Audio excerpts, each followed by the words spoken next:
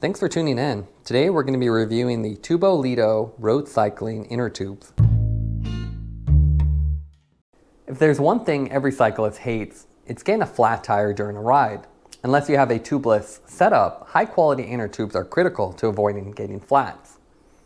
The Tubolito tubes are an evolution of the traditional butyl rubber inner tube and claim to be lighter, stronger, and more compact. Now you can see packaging wise, really sleek, simple cardboard with the inner tube sandwich in between and a little rubber band to hold it in place.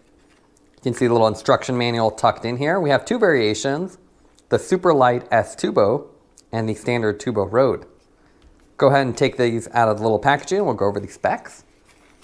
Retail price is $34.90 for the standard road variation, and then $37.90 for the super light variation, so significantly more expensive than a standard tube, which is usually $6 or up to $10.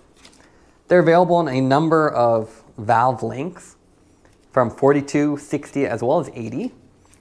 Construction-wise, they use a proprietary thermoplastic elastomer construction with this characteristic orange coloring. They're extremely compact, you can see. Especially the S-Tubo version and even the standard version are a quarter the size of a traditional tube. And they're claimed to be twice as strong as well, so more puncture, better puncture resistance, and better rolling resistance, all for a higher price. They're also made in Europe, which means they have higher quality control. Now let's take a look at the weight of these inner tubes. That's really the biggest advantage of these, is just how lightweight they are.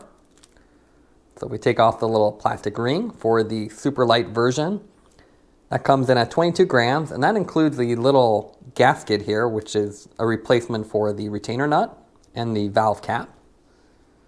If we look at the standard Tubo Road, that comes in at 40 grams, so quite light, but again, that's with the little retaining gasket and cap.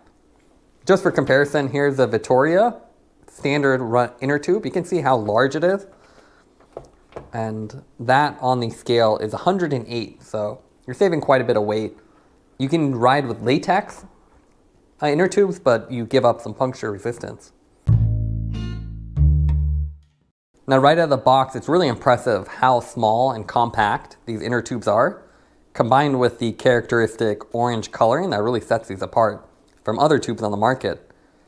The variations we have here are 60 millimeter valves, so you can see they're quite long, non-threaded, and these aren't the replaceable. The mountain bike versions have a removable valve core for tubeless applications. Now, what's really cool about these is the TPU material. That really sets it apart.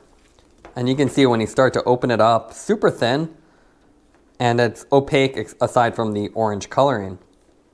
Now, instead of a traditional retainer nut and a threaded valve, you have a simple rubber gasket here that you can just roll down. So really simple, and a basic dust cap with a standard head, Presto valve head. And putting these side by side with a standard inner tube, it's just impressive at how small these can be. If you ever done a longer ride, you know that carrying multiple tubes can take up a lot of space. And with the Tubolites, you pay quite a premium, but that means you can actually pack 2 or 3 of these instead of 1 tube, which means for longer rides, you can be more protected just in case you get flats. It's also really impressive that they claim better puncture resistance than a standard tube. So not only is it lighter and thinner, but because of the material properties, you can avoid flats. And in your hand, it feels like a rubbery construction that's quite thin and easy to flex as well. Now it's only available in orange, so if you're a stylish cyclist and don't want orange valves sticking out, that's one negative of these. So to patch these tubes, you actually have to use the Flicks kit from Tubolite. That is a little bit more costly than a standard vulcanizing rubber patch, but it's designed specifically for these tubes.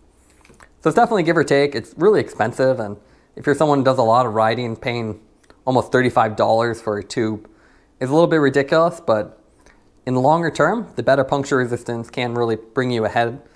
And the fact that you can pack these so easily means you can carry multiple on a ride instead of having to get a flat and begging other cyclists for a patch or a tube.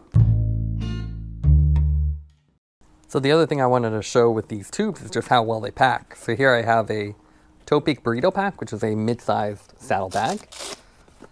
And I'll show you how I can actually fit 3 tubes instead of 1, thanks to the Tubolites. So open this up. This has 3 compartment design.